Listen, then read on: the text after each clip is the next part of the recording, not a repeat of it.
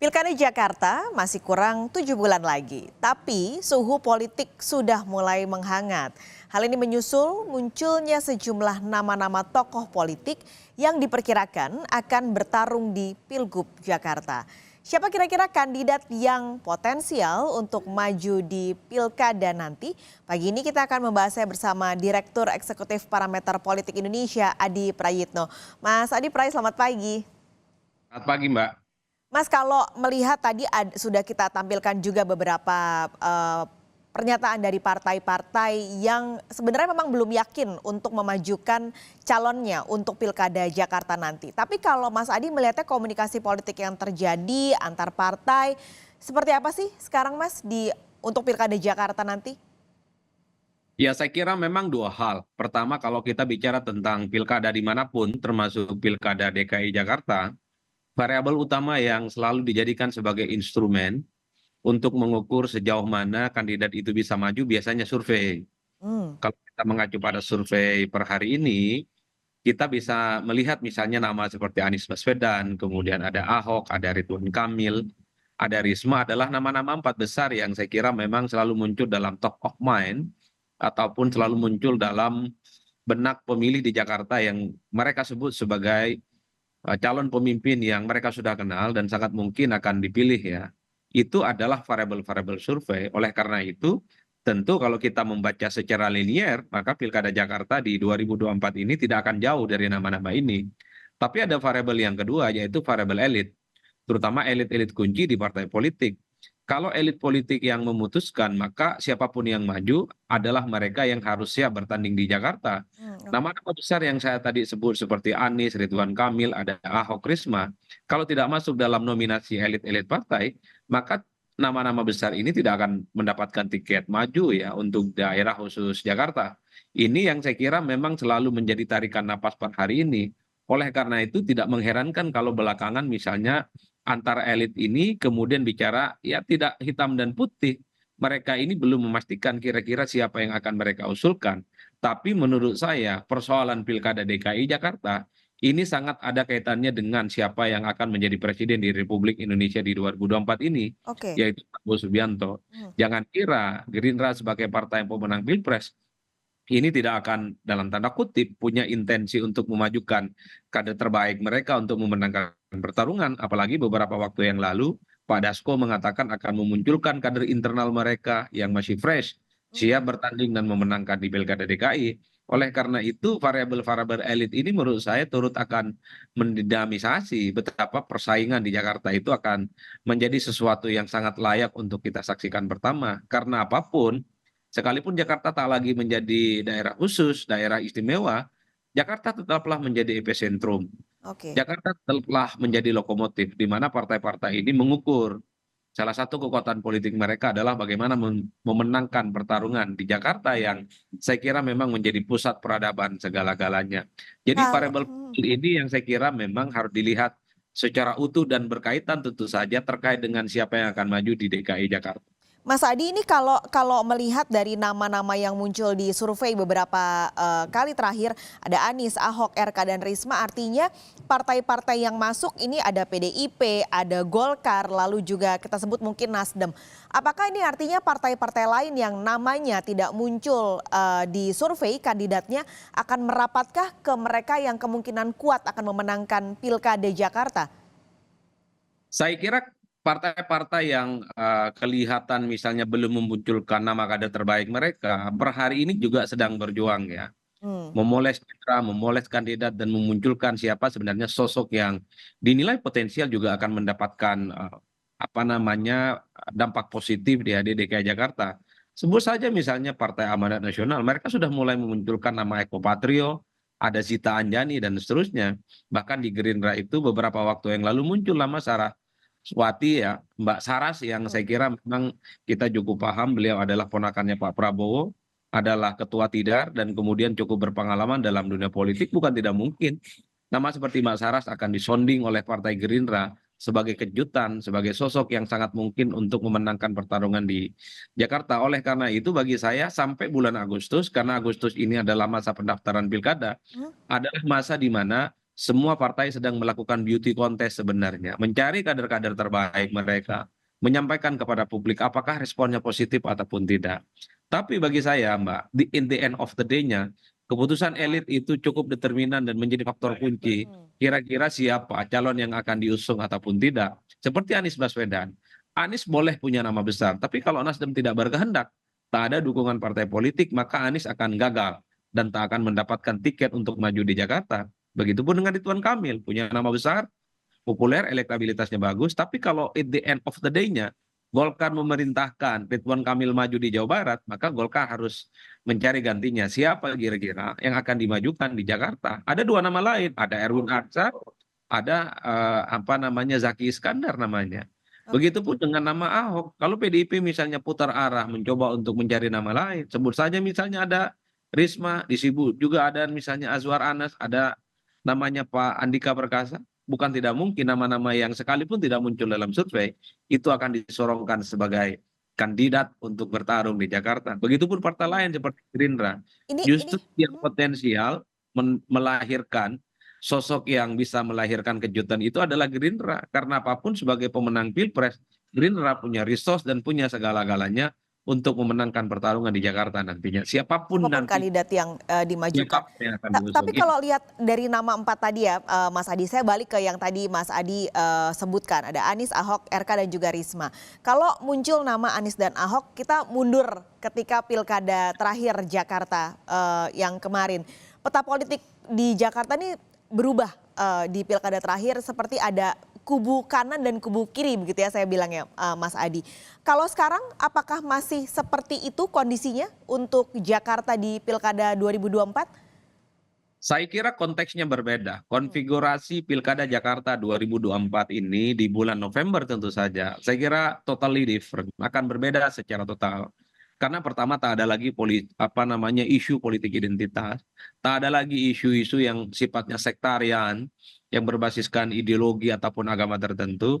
Dan saya melihat Pilkada Jakarta untuk di masa yang akan datang ini lebih cair dan lebih dinamis, Oke. di mana segmentasi pemilih tidak lagi mengeras pada isu identitas dan pada isu agama. Anies dan Ahok per hari ini tak lagi dihadap-hadapkan sebagai dua kutub yang selalu akan mengeras dan saling bermusuhan. Hmm. Bahkan di antara netizen sudah mulai ada yang menjodohkan tuh antara keduanya. Cocok katanya kalau Anies dan Ahok atau Ahok dan Anies ini bisa berpasangan di DKI Jakarta. Ini sebagai bentuk bahwa semua persoalan politik identitas itu selesai. Hmm. Itu artinya apa? Bagi saya isu politik Pilkada di 2017 yang lalu itu selesai, setelah Anies jadi presiden itu selesai, setelah di Pilpres 2024 ini tak ada lagi politik identitas. Saya membayangkan isu-isu yang sifatnya rasional lah yang akan jauh lebih memuka di Pilkada DKI Jakarta. Apa misalnya, apakah seorang gubernur terpilih adalah mereka yang mampu membantu ataupun menerjemahkan bagaimana Indonesia mampu melakukan lompatan Hmm. sebagai Indonesia emas di masa yang akan datang. Karena kan Jakarta ini diprioritaskan sebagai pusat ekonomi. Oleh karena itu, gubernur Jakarta adalah mereka yang tak hanya memiliki kemampuan teknokratis, tapi punya kemampuan lobby dan kemampuan politis yang sekira bisa menjadikan Jakarta sebagai pusat dan epicentrum membangun peradaban ekonomi, membangun peradaban politik, membangun peradaban adapun di Indonesia, supaya Indonesia itu lepas landas, tak lagi menjadi negara yang kelas menengah, tapi kemudian masuk dalam kategori negara-negara besar. Ini yang saya kira memang sedang dicari.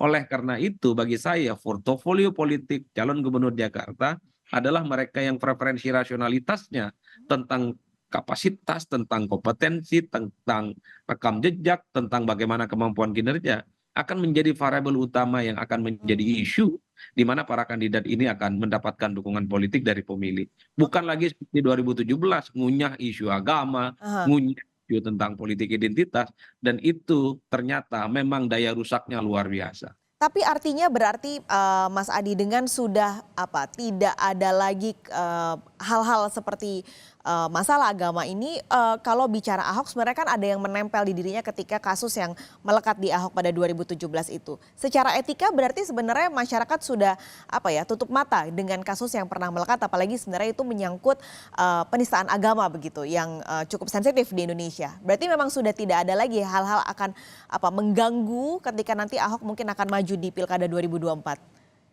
Ya, saya kira Ahok itu sangat plus dan minus ya, bisa dilihat secara utuh. Bagi basis pemilih Ahok, bagi basis konstituennya, Ahok itu ya dikriminalisasi, yang sebenarnya dinilai tidak terlampau fatal kesalahan politiknya. Tapi bagi pihak-pihak yang selama ini menganggap Ahok itu penista agama, ya tentu Ahok itu dianggap cacat ya, baik secara moral, baik secara etik. Tapi yang jelas yang ingin saya katakan, Ahok ini masih punya ceruk pemilih yang cukup solid, Hmm. basis konstituen dan loyalis pemilihnya itu cukup kuat di Jakarta. Oleh karena itu, tak mengherankan kalau kemudian nama Ahok ini dimunculkan lagi oleh PDIP. Tentu ini bagian dari testing the water. Ya. Apakah nama Ahok ini terus mendapatkan resistensi atau justru mendapatkan simpati dari rakyat. Tapi yang jelas ketika Ahok punya urusan dengan hukum dikaitkan dengan peristiwa agama, ini menjadi cacat bawaan dalam tanda kutip yang tentu harus diperhitungkan oleh PDIP kalau kemudian ingin menjadikan Ahok sebagai calon gubernur di DKI Jakarta ya. Tapi bagi saya Mbak, ini semua nama-nama adalah nama-nama di atas permukaan. Hmm. Nama yang muncul di media, nama yang muncul di survei, nama-nama yang muncul dalam pembicaraan dari mulut ke mulut yang lain di DKI Jakarta. Bagi saya teruslah kita akan saksikan yang memutuskan siapa yang bisa maju, pastilah the one and only di tangan partai politik. Per hari ini, kalau kita melihat bahwa tak ada satupun partai politik yang bisa mengusung gubernur dan calon wakil gubernur sendiri di Jakarta. Wajib hukumnya berkoalisi dengan yang lain. Nah, PKS misalnya wajib berkoalisi ah. dengan yang lain. PDIP wajib berkoalisi dengan yang lain. Gerindra wajib berkoalisi dengan yang lain. Nasdem wajib berkoalisi dengan yang lain. Dengan wajib koalisi tadi, apakah berarti ada kemungkinan partai politik yang waktu di Pilpres ini menjadi lawan akan menjadi kawan di Pilkada? Saya termasuk yang meyakini 1000% Hmm. bahwa di Pilpres itu bukan sesuatu yang kemudian bisa dijadikan sebagai parameter melihat bagaimana hubungan politik, koalisi politik yang ada di Jakarta. Mm-mm. Kalau kita melihat anatomi secara umum, ini akan kelihatan nanti bahwa partai-partai ini akan berkoalisi. Satu, tarikannya dengan koalisinya Prabowo dan Gibran. Yang kedua, terkait dengan apakah kader mereka bisa maju ataupun tidak. Terkait dengan tarikan nafas koalisinya Prabowo Subianto, tentu sebagai partai pemenang, sebagai partai penguasa, Gerindra pastinya punya intensi supaya Gubernur Jakarta itu memiliki tarikan nafas dan seirama dengan Prabowo Subianto dan Gibran. Karena tidak elok tentu saja kalau Gubernur Jakarta adalah mereka yang dianggap sebagai antitesa, dianggap sebagai rival, dan bermusuhan secara politik dengan penguasa Prabowo dan Gibran. Tentu disitulah kemudian saya sebutkan soal siapa yang maju ataupun tidak, sangat tergantung bagaimana serela kekuasaan yang ada. Yang kedua, soal siapa yang maju ataupun bisa berpasangan, ini tergantung apakah kader partai itu bisa diakomodasi ataupun tidak. Contoh misalnya, kalau Nasdem serius ingin memajukan Anies, tentu harus berkoalisi dengan PKS. PKS bisa menyorongkan siapa wakilnya. Ini kan ada titik temu. Hmm. Sehingga awalnya PKS yang berharap Anies tak maju dan mendukung kader PKS, ada kompromi, ada mutual understanding yang kemudian bisa dikompromikan untuk memajukan satu sama yang lain. Ini hanya sekedar contoh ya, Mbak. Hmm. Ataupun PDIP misalnya. PDIP per hari ini harus menjadi partner koalisi di luar P3. Karena P3 cuma dapat satu kursi. Ya.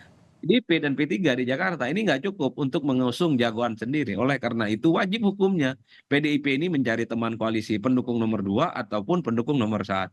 Ini yang saya kira bahwa kalkulasi politik antar partai, antar elit pastilah sangat dinamis, sangat tergantung bagaimana kebutuhan politik mereka. Saling menguntungkan, saling menerima, dan yang paling penting itu diarahkan bagaimana memenangkan pertarungan, bukan untuk kalah. Jadi meskipun Gerindra sebenarnya namanya belum pernah muncul kandidat untuk Pilkada ini, tapi memang magnet dari Prabowo Subianto sebagai pemenang Pilpres akan sangat besar untuk menarik parpol-parpol lain mendekat ke Gerindra begitu ya Mas Adi? Justru itu yang saya lihat. Saya justru sebaliknya ya. Kalau publik kan selama ini melihat bahwa seakan-akan yang punya nama besar di survei itu akan menjadi faktor determinan yang akan menentukan soal siapa yang akan memenangkan pertarungan Jakarta 2024.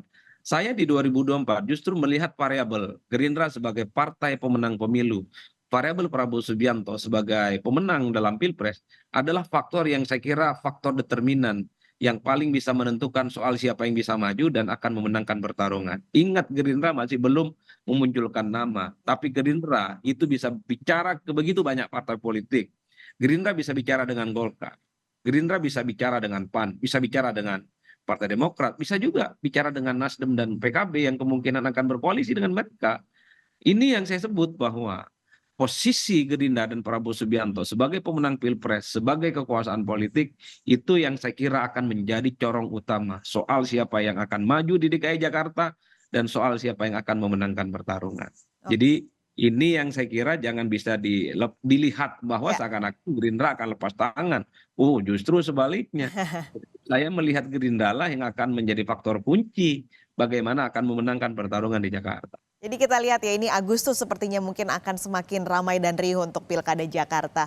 Mas Adi Prayitno, Direktur Eksekutif Parameter Politik Indonesia, terima kasih sudah bergabung pagi ini di Sapa Indonesia Pagi. Sehat selalu, Mas. Terima kasih, Mbak.